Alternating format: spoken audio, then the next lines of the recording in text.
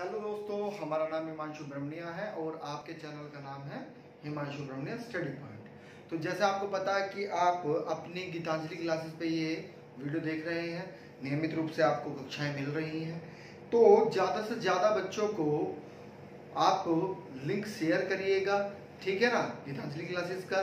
और उनको बोलिए कि यहाँ पर मैथ्स और इंग्लिश की क्लासेस भी अच्छे अध्यापकों से दिया जा रहा है ना, जो अनुभवी टीचर है ना। तो आप ये चीजें करिएगा, है ना। चलेगा, आइए स्टार्ट करते हैं। आज हम कैबिनेट मिशन के बारे में पढ़ेंगे। क्लियर है, पॉइंट आ रही है बात समझ में? ठीक है। तो कैबिनेट मिशन के द्वारा ही क्या निर्माण होता है? संविधान सभा का निर्माण होता है। किसका निर्माण होता है? संविधान सभा का जो निर्माण होता है वह कैबिनेट मिशन के द्वारा ही होता है। आइएगा, इसको समझिएगा बिल्कुल ध्यान से। होता क्या है, बिल्कुल ध्यान समझिएगा कि 1945 में नोट्स बना लीजिएगा कैबिनेट मिशन, है ना। नोट्स बनाइएगा कैबिनेट मिशन, यहां पर लिखिएगा। इसमें लिखना है सॉरी कि 1945 में कहां पर? लंदन में सर क्लीमेट इटली, ठीक है। ये इटली कौन थे? ये पीएम थे, कहां के? लंदन के। और ये किस पार्टी के थे? लेबर पार्टी के थे। कौन से? लेबर पार्टी के थे। आ रही है बात समझ में? किस पार्टी के? Labour party. वास्तव में ये बहुत ही उदारवादी पार्टी थी, है ना। तो उदारवादी होने के कारण हुआ क्या कि भाई भारत ने द्वितीय विश्व युद्ध में साथ दिया है हमारा। तो इन सब चीजों को मद्देनजर रखते हुए कि हमने उनको आश्वासन दिया था कि हम आपको संविधान सभा का निर्माण करने का प्रावधान देंगे। तो उन्होंने क्या किया? सर क्लीमेट इटली ने क्या किया? एक कैबिनेट के मिशन की घोषणा की। उससे पहले क्या करते हैं वास्तव में, ये डेट याद रखिएगा, देखिएगा घोषणा पर प्रश्न ऐसे ही घुमाकर पूछा जाएगा कि इटली ने कब घोषणा की कि एक संविधान सभा के लिए कैबिनेट मिशन बनाना चाहिए। दूसरी तरह से समझिएगा बिल्कुल ध्यान से कि भारत को स्वतंत्र होने का पूर्ण अधिकार, बिल्कुल ध्यान समझिएगा, भारत को स्वतंत्र होने का पूर्ण अधिकार है। यह घोषणा इटली जी ने कब की थी? तो वास्तव में 14 मार्च 1946 को, है ना, कौन सी संसद में की थी? हाउस ऑफ कॉमन्स में की थी। किसमें? हाउस ऑफ कॉमन्स में। दो है ना वहां पर, हाउस ऑफ लॉर्ड्स और हाउस ऑफ कॉमन्स। तो हाउस ऑफ कॉमन्स में वह घोषणा करते हैं इटली पीएम, है ना, क्या कहते हैं 14 मार्च 1942 को कि भारत को स्वतंत्र होने का अधिकार है ना। आ रही है बात समझ में? इसी संदर्भ में उन्होंने क्या किया? एक कैबिनेट मिशन का निर्माण किया। किसका निर्माण किया? Cabinet mission. प्रश्न पूछा जाता है कि उन कैबिनेट मिशन में जो सदस्य थे उन सदस्यों की संख्या कितनी थी? तो उन सदस्यों की संख्या कितनी थी? 3 थी। आइएगा, पहला देखिएगा क्या नाम है? स्टेफोर्ड क्रिप्स, है ना। स्टेफोर्ड क्रिप्स जो व्यापार मंडल के क्या थे? अध्यक्ष थे, ठीक है। लॉर्ड पैथिक लॉरेंस जो भारत के सचिव थे, अर्थात भारत सचिव थे। ए वी अलेक्जेंडर जो नौसेनापति थे, यानी कि नौसेना के अध्यक्ष थे। तो इन तीनों को क्या किया? एक मिशन दिया। उस मिशन को ही क्या कहते हैं? हम कैबिनेट मिशन कहते हैं। क्या कहते हैं? Cabinet mission. कि आप भारत जाओ और भारत के जो सर्वदलीय नेता हैं उनसे बात करिएगा और उन्हें बोल दीजिएगा कि आप संविधान सभा का निर्माण कर सकते हैं। क्लियर है पॉइंट? आ रही है बात समझ में? लेकिन प्रश्न ये भी बनता है, बहुत ही महत्वपूर्ण है, कि ये कैबिनेट मिशन जो था वास्तव में ये दिल्ली कब पहुंचा? दिल्ली के स्थान पर आपको क्या बोल दिया जाएगा कि ये भारत में कब पहुंचा? ये भारत में कब पहुंचा? तो यह बिल्कुल ध्यान समझिएगा 24 मार्च 1946 को भारत में पहुंचता है। और इस कैबिनेट मिशन के तहत कुछ महत्वपूर्ण बिंदु हैं, आइएगा उन पर चर्चा कर लेते हैं। हेडिंग डाल लीजिएगा कैबिनेट मिशन के, हेडिंग डाल लीजिएगा कैबिनेट मिशन के महत्वपूर्ण बिंदु, है ना। तो कौन कौन से महत्वपूर्ण बिंदु है देखिएगा। इसी में पहला प्रावधान क्या किया गया, बिल्कुल ध्यान से सुनिएगा, है ना। क्या प्रावधान किया गया कि जो संविधान सभा है, लिखिएगा ऐसे ही, संविधान सभा का गठन प्रांतीय विधानसभा सदस्यों द्वारा, शब्द का ध्यान दीजिएगा, अप्रत्यक्ष, यहां पर घुमाया जाएगा आपको, अप्रत्यक्ष निर्वाचन मंडल, अप्रत्यक्ष निर्वाचन मंडल या मंडली द्वारा किया जाएगा, किया जाएगा। Clear point. अब देखिएगा, बिल्कुल ध्यान से समझिएगा, ये एक कथन हो गया। दूसरा कथन ही इस पहले ही प्रावधान में है। अगर हम लिखें कि न कि वयस्क मताधिकार के आधार पर, प्रश्न देखिएगा, बिल्कुल ध्यान से सुनिएगा, कैसे आयोग पूछता है कि आपको बोल दिया गया कि विधान जो कैबिनेट मिशन है उसमें क्या प्रावधान था कि संविधान सभा का गठन प्रांतीय विधानसभा के सदस्यों द्वारा अप्रत्यक्ष निर्वाचन मंडली द्वारा किया जाएगा, और इसी में ही क्या प्रावधान था, न कि वयस्क मताधिकार के आधार पर। पॉइंट क्लियर है, ये आप नोट करके लिखिएगा, इसको आप नोट करके लिखिएगा, न कि वयस्क मताधिकार के, किसके अधिकार पर, अप्रत्यक्ष निर्वाचन मंडली के आधार पर किया जाएगा। भाई क्लियर पॉइंट आ रही है बात समझ में। दूसरा ही प्रावधान क्या था इसका, दूसरा देखिएगा, लिखिएगा, बनाइएगा कि वास्तव में जो संविधान सभा के सदस्य हैं, यानी कि कुल सदस्य संख्या की अगर हम बात करें तो कुल सदस्य संख्या कितनी होनी चाहिए भाई, कुल सदस्य संख्या इसमें बहुत इंपॉर्टेंट है, बार बार परीक्षा में पूछा जाता है, इसे नोट आउट कर लीजिएगा, 300 कितना 89।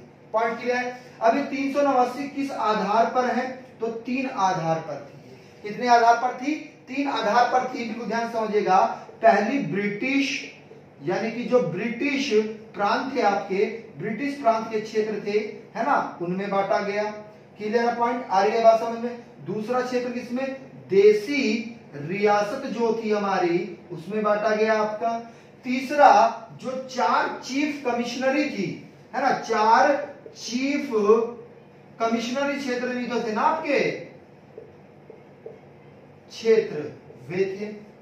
अब संख्याओं की बात कर लें अगर हम, तो वास्तव में जो ब्रिटिश प्रांत था, ब्रिटिश प्रांत में कितने होंगे, अब आप सिंपल सी बात समझिएगा, आपको कंफ्यूज करने के लिए 292 भी दे सकता है और 296 भी दे सकता है। अब अंतर को समझिएगा, क्योंकि ये जो ब्रिटिश प्रांत था, वास्तव में ब्रिटिश प्रांत और चीफ कमिश्नरी क्षेत्र जो था, वास्तव में एक ही तो बात है, ये भी तो ब्रिटिश प्रांत ही है, 4 यही तो थे, 4 यही तो है। पॉइंट क्लियर है, बात समझ में आ रही है, कंफ्यूज नहीं होना है। अगर ब्रिटिश प्रांत में कुल की बात करें तो कुल जो सदस्य संख्या थी वह कितनी थी, 296 थी। लेकिन अगर खाली कहे कि ब्रिटिश प्रांतों के क्षेत्रों की संख्या कितनी थी, तो 292 थी। क्लियर पॉइंट, क्योंकि ये चीफ जो कमिश्नरी क्षेत्र है, ये चारों के चारों भी यहाँ पर ऐड हो जाएंगे। पॉइंट क्लियर है। बचे कितने, देसी रियासत में आपके कितने बचे, 93 बचे। कितने बचे, 93 सदस्य संख्या थी इनकी। पॉइंट क्लियर है कि नहीं है। अब यहाँ पर जो 296 है, और ज्यादा देखिएगा, आईएएस प्री के लिए बहुत इंपॉर्टेंट है ना, यूपीएससी के लिए बहुत इंपॉर्टेंट है, समझिएगा। इसे वर्गों में बांटा गया था, किसने, समुदाय जो थे, वास्तव में 3 समुदायों में बांटा गया था, 3 समुदायों में बांटा गया था। और वो 3 समुदाय प्रमुख कौन कौन से थे, उनको लिख लीजिएगा। सामान्य समुदाय, दूसरा कौन सा होगा, मुसलमान समुदाय, और तीसरा कौन सा होगा आपका, सिख समुदाय। कौन सा, सिख समुदाय। पॉइंट क्लियर है, बात समझ में आ रही है। अब यहां से भी डीप करके वो प्रश्न बन लेता है ना। तो सामान्य में कितने थे, 213 सदस्य। यहां से कितने सदस्य ले गए, संविधान सभा के, उसमें संविधान सभा में जो सदस्य लिए गए वह कितने लिए गए, ये संविधान सभा की तो बात कर रहे हैं हम, संविधान सभा के सदस्यों की तो बात कर रहे हैं कि कुल कितने सदस्य थे, 389 सदस्य थे, है ना। और ब्रिटिश फ्रांस में कितने थे, कुल की बात करें तो 296 थे। तो 296 में कितने समुदायों में बांटा गया था, इसको 3 समुदायों में बांटा गया था। प्रश्न बन सकता है, ठीक है। सामान्य समुदायों में जो संख्या थी किसकी, संविधान सभा के सदस्यों की जो संख्या थी वह कितनी थी, 213 थी। कितनी थी, 213। मुसलमानों की कितनी थी भाई, 79। Clear point. सिख समुदाय के लोगों की कितनी थी भाई, 4। पॉइंट क्लियर है, आ रही है बात समझ में, चलेगा। अगले लाइन से लिखिएगा, यानी कि हुआ क्या, अब बात किया जाए कि ये सदस्य जो हैं वास्तव में जो संविधान सभा के जो सदस्य हैं, आप इनका निर्धारण किस प्रकार से कर रहे हैं कि भैया सदस्य किस रूप में लिए जाएंगे, है ना, कितने क्षेत्र में लिए जाएंगे। तो क्षेत्र का हिसाब नहीं था, वह किसका हिसाब था, जनसंख्या। बिल्कुल नोट करके लिखिएगा इसको, 10 लाख जनसंख्या का एक सदस्य प्रतिनिधित्व कर रहा था, प्रतिनिधित्व कर रहा था। यानी कि एक सदस्य 10 लाख जनसंख्या का क्या कर रहा था, प्रतिनिधित्व कर रहा था। पॉइंट क्लियर है, आ रही है बात समझ में। अब यहां पर ही चौथा प्रावधान क्या दिया गया, बहुत इंपॉर्टेंट है, कि जो प्रांतों में या प्रांतों के लिए अलग संविधान का निर्माण होगा। क्या होगा, अलग संविधान का निर्माण होगा।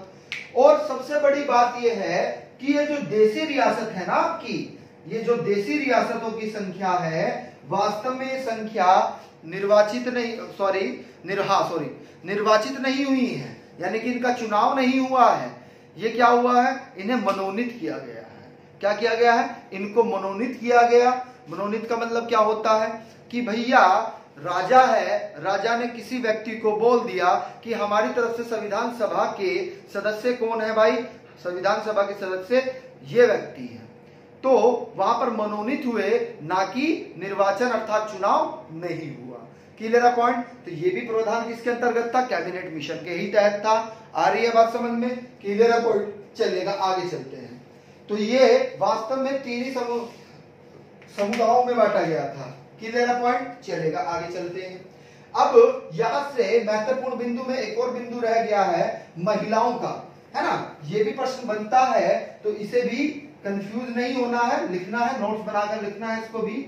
आप नोट्स बना भी रहे हैं कि नहीं भाई, नोट्स बनाते रहिएगा, एक साथ करेंगे तो कंफ्यूजन हो जाएगा फिर, है ना। आइएगा, तो हुआ क्या वास्तव में, इसमें एक और प्रावधान किया गया। क्या प्रावधान किया गया कि महिलाओं को भी स्थान दिया गया था इसमें। महिलाओं सदस्यों की संख्या कितनी थी संविधान सभा में, सॉरी हाँ, संविधान सभा की जो थी सदस्यता महिलाओं की कितनी थी। ये प्रश्न ऐसे बनेगा कि संविधान सभा में महिलाओं के सदस्यों की संख्या कितनी थी। तो भाई साहब 25 नहीं 15 थी। कितनी थी, 15। Clear point. यहां पर ही अगर आपको कहा जाए कि एससी, है ना, किसकी, एससी यानी शेड्यूल कास्ट अर्थात अनुसूचित की बात करें कि अनुसूचित सदस्य की संख्या कितनी थी, तो 26 थी। अगर बात की जाए, आपसे पूछ लिया जाए कि एसटी की कितनी थी, लिख लीजिएगा। अनुसूचित जनजाति कहते हैं जिसको, अनुसूचित जनजाति, इनकी सदस्यता संख्या कितनी थी भाई, 33 थी। इनकी कितनी थी, 33 थी। पॉइंट क्लियर है, आ रही है बात समझ में। तो इस प्रकार क्या होता है, संविधान सभा का निर्माण हो जाता है। आपको पता ही है 13 दिसंबर को क्या होता है, बैठक होती है ना। 9 दिसंबर में होती है, 13 दिसंबर 11 में होती है, 13 में, यानी कि तीसरा जो बैठक होता है संविधान सभा का, उसमें हस्ताक्षर होने शुरू हो जाते हैं। आगे पढ़ाएंगे हम आपको अभी, है ना। चलिएगा, हेडिंग बनाइएगा। इसी के अंतर्गत हमें क्या पढ़ना है, अंतरिम सरकार का गठन, क्योंकि तो इससे ही रिलेटेड है, इसको समझिएगा। हेडिंग बना लीजिएगा, अंतरिम सरकार का गठन, हेडिंग बना लीजिएगा, ठीक है। अब आपसे प्रश्न जो बनेगा वो यह बनेगा कि 24 अगस्त 1946 को क्या होता है, प्रथम अंतरिम सरकार का गठन होता है। क्लियर है पॉइंट? गठन होता है कि घोषणा होती है? It is the most important fact. 24 अगस्त 1946 को क्या होता है? प्रथम अंतरिम शब्द जुड़ गया है, एक ध्यान रखिएगा, राष्ट्रीय सरकार की क्या होती है भैया? घोषणा होती है। गठन नहीं हो रहा है अभी क्या हो रहा है? घोषणा हो रही है। अंतर समझिएगा, इन्हीं शब्दावलियों में फंसाया जाता है आपको। अभी घोषणा की जा रही है। अगली डेट आपको याद रखनी है, 2 सितंबर 1946 को क्या होता है? यानी कि अंतरिम सरकार का गठन हो जाता है। किसके नेतृत्व में? अगर पूछा जाए कि किसके नेतृत्व में हुआ, तो वास्तव में नेहरू जी के, पंडित जवाहरलाल नेहरू जी के नेतृत्व में 2 सितंबर 1946 को क्या होता है? अंतरिम सरकार का गठन होता है। इसका अंतरिम सरकार का गठन होता है। पॉइंट क्लियर है? दोनों शब्दावलियों में अंतर है और डेट्स में भी अंतर है। नोट कर लीजिएगा, यहाँ गठन की बात की जा रही है, यहाँ घोषणा की बात की जा रही है। क्लियर है पॉइंट? आ रही है बात समझ में? अब पूछा जाए कि इसके जो अध्यक्ष थे वह कौन थे, तो उस समय वायसराय कौन थे हमारे? जरा कमेंट करके बताइएगा हमें, उस समय वायसराय कौन थे? हाँ, आपको भी बोल रहे हैं, आप भी बताइएगा। हाँ बिल्कुल बिल्कुल बिल्कुल बिल्कुल बिल्कुल, लॉर्ड माउंट बेटेन, है ना? यही क्या बना दिए गए? अध्यक्ष। अगर यहीं पर हम बात करें कि भैया ये बताइए अब हमें कि उपाध्यक्ष कौन थे? उपाध्यक्ष कौन थे? सिंपल सी बात है, किसके नेतृत्व में हुआ? नेहरू जी के। तो पंडित जवाहरलाल नेहरू जी क्या थे? इसके उपाध्यक्ष थे। क्लियर है पॉइंट? अब इसी के तहत क्या हुई? एक परिषद का निर्माण हुआ। कितने सदस्य परिषद का निर्माण हुआ? मोस्ट इंपोर्टेंट, 13 सदस्य परिषद का निर्माण होता है इसी के तहत। क्लियर है पॉइंट? आ रही है बात समझ में? क्लियर है? अब होता क्या है, जब 13 सदस्य है परिषद का निर्माण होता है, तो ये डेट याद रखनी है, 26 अक्टूबर 1946 को होता क्या है? वास्तव में मुस्लिम लीग भी इसमें शामिल हो जाती है। मुस्लिम लीग शामिल, ठीक है? इस अंतरिम सरकार में 26 अक्टूबर 1946 को क्या होता है कि मुस्लिम लीग भी इसमें शामिल हो जाती है। पर आगे क्या होता है समझिएगा, यहां पर 3 सदस्य हटा दिए जाते हैं। किसके? मुस्लिम लीग के। मुस्लिम लीग के 3 सदस्यों को क्या कर दिया गया? यहां पर हटा दिया गया।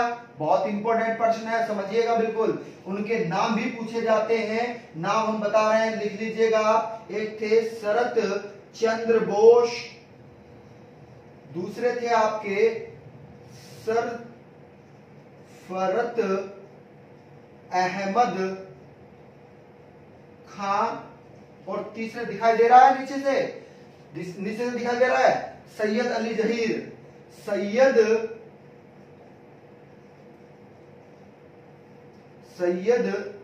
अली जहीर, ये आपके 3 व्यक्ति क्या होते हैं? इस जो परिषद बनाई गई थी 13 सदस्यता, और उसमें जब मुस्लिम लीग शामिल होती है तो मुस्लिम लीग के जो 3 सदस्य थे उनको क्या कर दिया जाता है? उनको हटा दिया जाता है और नए 5 सदस्य इसमें जोड़े जाते हैं। कितने? नए 5 सदस्य इसमें जोड़े जाते हैं, है ना? और वो भी किसके? मुस्लिम लीग के ही जोड़े जाते हैं। उन 5 का नाम आपको कमेंट करके बताना है। तो वास्तव में होता क्या है कि जब 13 सदस्यता थी और 3 को घटा दिया गया है ना? 3 को घटा दिया गया है तो कितनी रह गई है? 10 रह गई है। लेकिन फिर क्या किया गया? मुस्लिम लीग के कितने आ गए? 5 आ गए। कितने आ गए? मुस्लिम लीग के 5 आ गए। जब 5 आ गए तो अब कुल संख्या कितनी हो गई है सदस्यों की? तो वो 15 हो गई है। कितनी हो गई है? 15 हो गई है। अंतर को समझ लीजिएगा, कैसे भी घुमा कर दे सकता है एग्जामिनर, कंफ्यूज नहीं होना है। शुरू में कितनी थी? 13 थी। जब मुस्लिम लीग इसमें जुड़े तो उन कितने हुए भाई? उनके 3 सदस्यों को हटाकर क्या किया गया? उनके 5 सदस्यों को ऐड कर दिया गया। जब 3 हटे, है ना, 13 थे तो कितने हो गए? 10 बचे, और 10 में से फिर 5 फिर दोबारा से जोड़े गए तो कितने हो गए? 15 सदस्य हो गए। क्लियर है पॉइंट? आ रही है बात समझ में? अगली लाइन से लिखिएगा, जो भी कोई प्रॉब्लम होती है तो कमेंट में आप हमें बता दिया करें भाई, है ना?